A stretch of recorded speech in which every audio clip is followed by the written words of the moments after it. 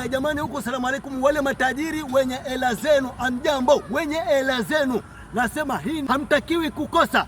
Hapa niko Milalani Center, Msambweni Milalani Center, Milalani stage ile pale. Ukimwita mtu anaitikia na anakuja pale Milalani stage. Nataka unifuate ni kuonyeshe kitu ajabu. Naanza kuhesabu mguu wa kwanza, mguu wa pili, mguu wa tatu, mguu wa nne, mguu wa tano, mguu wa sita, mguu wa saba, mguu wa nane, mguu wa tisa, mguu wa 10, mguu wa 11, mguu wa 12. Hapa mahali panauzwa, hapa mahali panauzwa, yani ploti pamoja na nyumba yake. Ardhi ndio hiyo, nyumba ndio hiyo, bado kidogo tu nyumba ikamilike.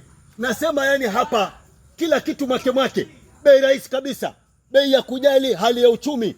Mazungumzo yanakubaliwa kwa bei ambayo mtaelewana, unachukua ardhi pamoja na nyumba yake. Rai iliyoje, kosa uchekwe.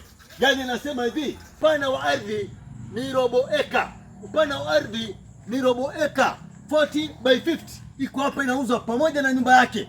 Mimi nasemaje, wale wenye pesa zenu, matajiri ambao mnatafuta ploti za barabarani, ploti ambayo karibu na stima, ploti ambayo karibu na maji, hii hapa inapatikana bei rahisi kabisa, bei ambayo inajali hali ya uchumi. Nasema hii si ya kukosa, kila kitu hitajika kiko. Haraka yako ndo bahati yako. Ukikosa ploti hii, ilaumu nafsi yako.